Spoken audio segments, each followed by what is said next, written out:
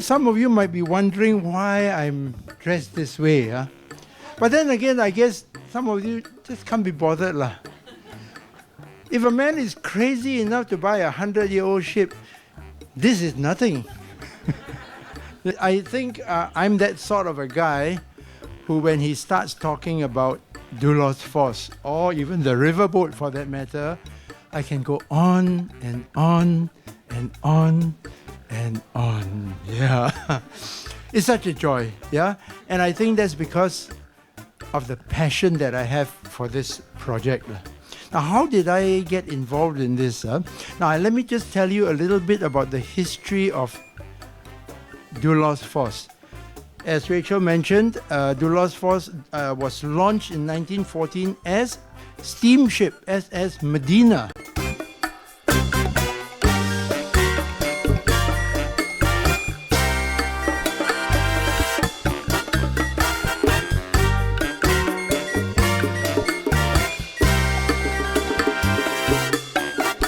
Anyway, she started off as Medina, and from 1914 to 1948, she actually was transformed into SS Roma, still a steamship.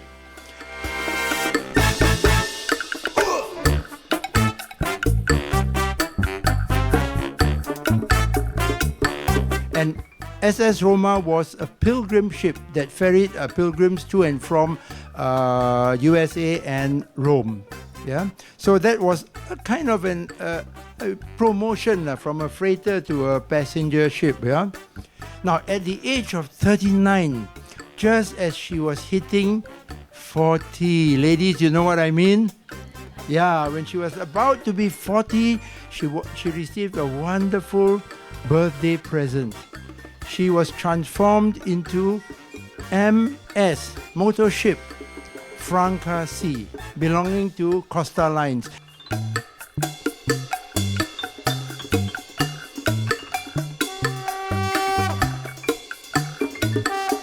As Franca C, she was the world's first all first-class passenger ship.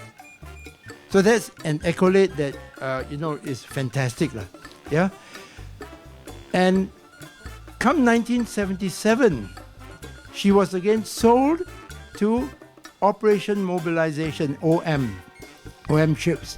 There she became MV Doulos, and arguably as MV Doulos, she was at her prime. She was the most famous.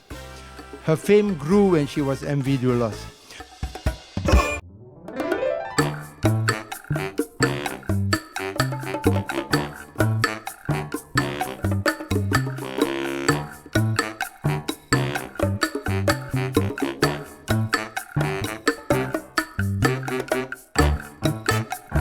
But I dare say that her fame will grow even more now that she's what? Doulos Phos, thank you. Yes, Yahoo, yeah. Right? So, as MV Doulos, she received about 25 million passengers on her decks over a 32-year period.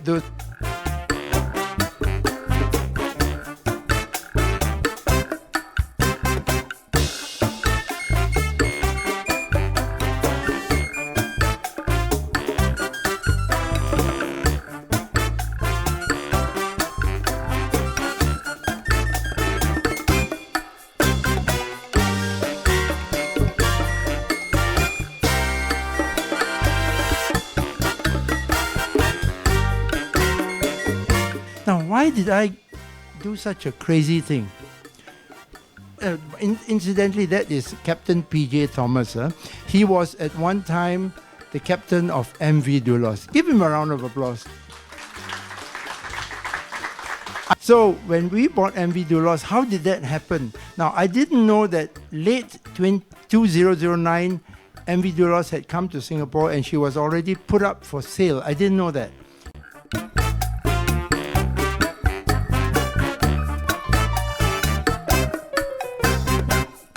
This is it. This is a chance of a lifetime. I must not miss it. So I went for it. So you just imagine, it started. I was advisor in the land of the blind. Then I became a possible 50% owner. Then I became a possible 100% owner. Fantastic, right? Not so fantastic.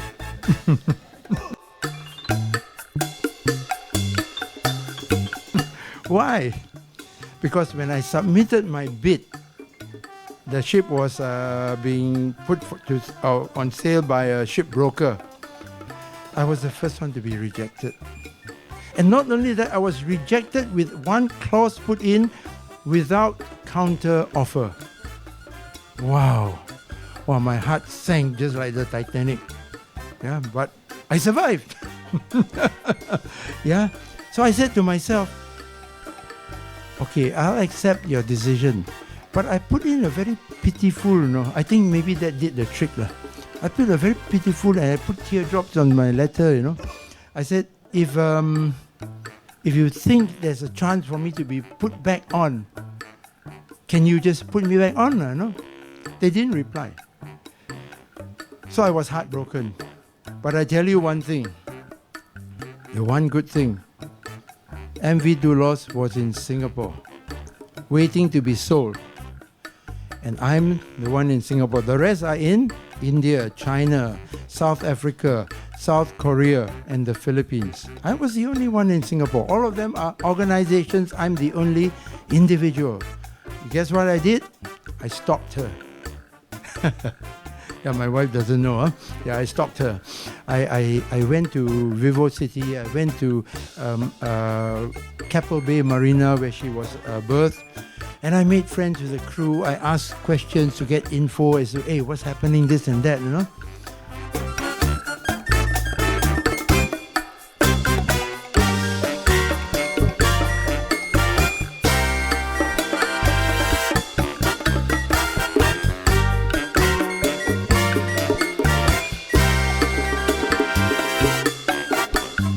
Beautiful, something happened. The strongest contender was then the Indian shipbreaker, scrapyard. They probably offered the most, because the minute they get the ship, they break it, they get their money back with profits. Whereas all the other contenders would have to put in money to restore her. There was an outcry all over the world. OM ships, please don't sell to a shipbreaker. This ship is too valuable. No, blah, blah, blah. And OM relented, thankfully. So when OM relented, somehow I came back into the picture.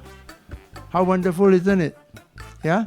So when I came back into the picture, of course, I was ecstatic. But the last contender came from Philippines.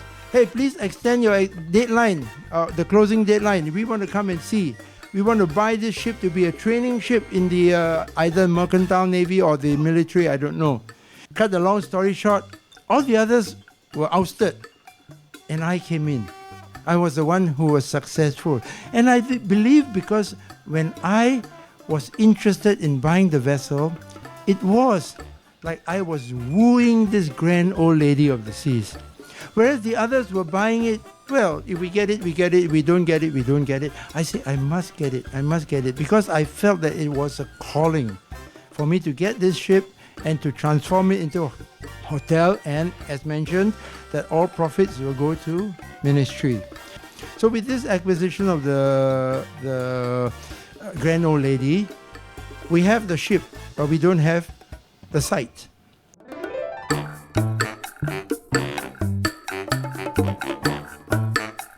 So this is where Quek asked me to talk about the failure in Singapore, right? Right? Yes, okay, so now here goes. I still got, yes, very painful lesson, yeah. So, for 3+ years, I was ding-donging with the various authorities in Singapore. We presented like 6 or 7 proposals for different areas. You know, Singapore is an island and it's got coastline all over. We are saying, anywhere in Singapore, just give us that one part of the coastline. We'll do something there. We get rejection slips. Thank you, but no thanks. Right? So, what to do? We got well-meaning friends say, Eric, 3 years plus, 3.5 years roughly, the ship is wallowing away in the shipyard. It's gotten very dirty. Yeah, and when people sandblast, they also blast us. When they paint, they also paint us. Yeah, when they throw their grime into the sea, our hull also gets dirty. But somehow I just didn't have the heart to just let it go. I said, no, we must go on. Because this is not my business. This is, in the sense that ministry, as we talk about, that if we succeed, many thousands of people over the next few years will benefit from the profits that we hope to achieve. Yeah? So we doggedly pressed on. So that was the Singapore story. We were disappointed.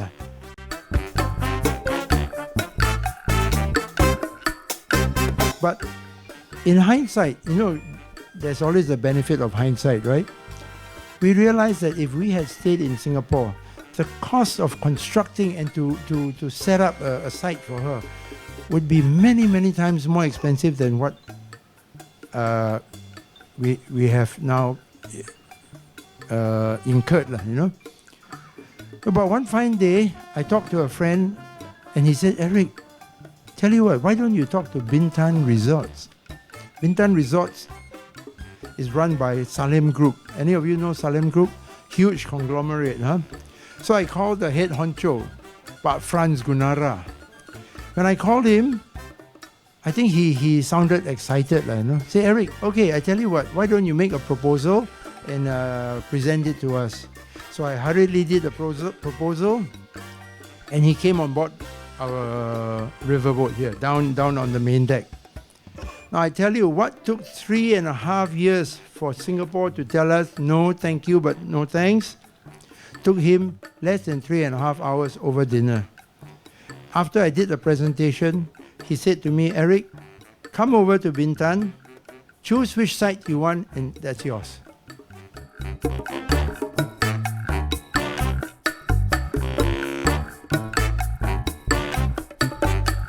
It was fantastic news. So we went over to Bintan and we found a site at Lagoy Bay. This is the one we want. Then they asked us, how tall is your ship? Well, probably about 8 stories tall. Oh, sorry, 8 stories, no. By the seaside, 2 stories maximum. You go further in, 4 stories. You go further in, 6 stories. 8 stories, we were in the jungle. I'm not kidding, serious. So, cannot. So what to do? Then Pak Franz Gunara, hey, what's the problem? You can't find a site. I give you one site next to the ferry terminal. We went there. Okay, come, go and see. Nothing but water.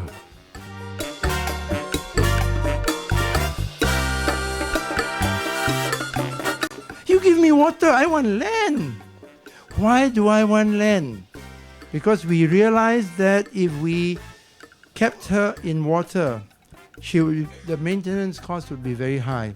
And like in this riverboat, every 5 years we have to go to the shipyard. And this is only a 20-something-year-old boat.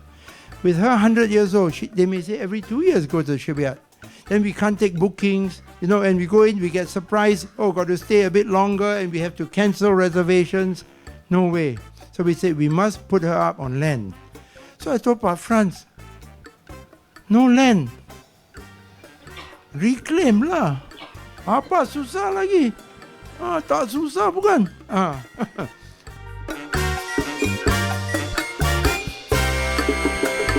So we said, okay, we reclaim the land. So how shall we reclaim the land? Now I talked to my architects. I said, guys, I want an anchor-shaped island. Something unique. These people said, hey, you are already mad buying the ship. Now you're even more mad. Anchor-shaped island. All the extra revetment, all the stones, very mahal, is it? So just make a rectangle and that's it. I said, no. I persuaded them. They finally agreed. They saw the light. And that's why just now you saw the anchor-shaped island. You'll see it again later.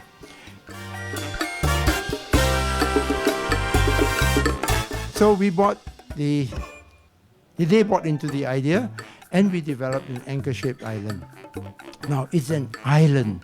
It is an island that is connected to the shore, to the mainland, by just one small strip of land. So it is, in effect, a peninsula, like Peninsula Malaysia, right? So an isle is also called a peninsula. So we've decided to call it the Anchor Isle. But there was a problem. The ship is on water. The isle is 4 meters up. Yeah? How to pull her up? From the water to where her final berth will be, 170 meters long.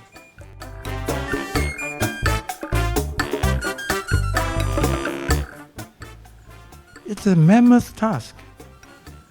We got engineers, we got architects, everything came. They say, okay, put 410 steel plates onto the seabed because the seabed is too soft. We dig a slipway all the way up. We make a 130-foot long platform, half a meter thick, with 99 piles into the seabed, and each pile going down around 40 to 42 meters.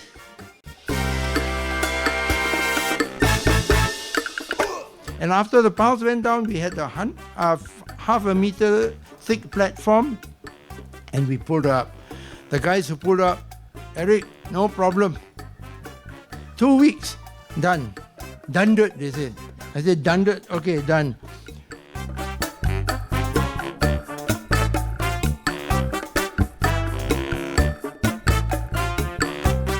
Two weeks came, didn't even move anything because the soil was too soft, the weather was not right, there was monsoon, Finally, it took us 7 weeks.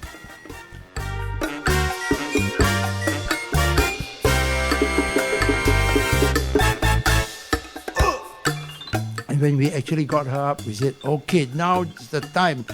Done. Let's go and do many other things. The Bintan authorities say, hey, is this a ship or a building? Wakaranayo. You know what is wakaranayo? Yeah, I don't know. It's a ship, it's a bird, it's a plane, I don't know. So, couldn't get building permits. So we were stuck there. Couldn't build, couldn't do anything, just sit down there. After another 1.5 years in Bintan, that was only then that we got our building permit. We have about 1.5 hectares of reclaimed land. That is about 15,000 meters square. More than enough.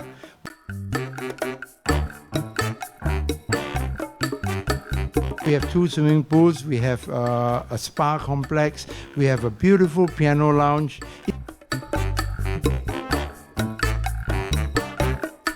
And we have a beautiful, beautiful boat deck which is on the level 6, where it was the ship's Doulos's book exhibition hall. We're converting that into a beautiful function hall like this, but much bigger.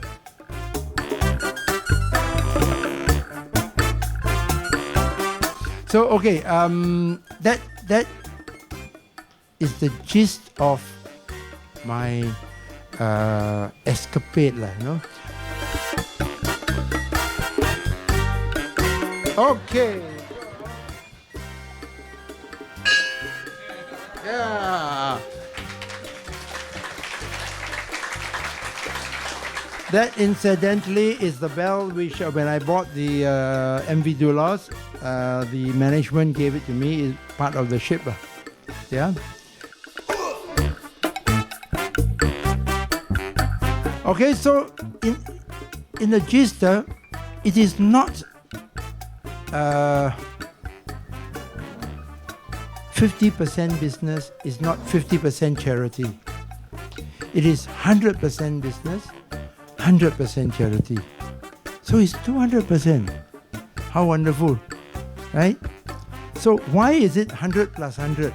Because we run it as a full-fledged business, regardless of race, language, or religion. Everyone, we are fully inclusive. Everyone welcome to come in. But 100% of the profits from this 100% business will go to what we term as good works. Yeah, so that's why it's 100 plus 100. Thank you. Thank you.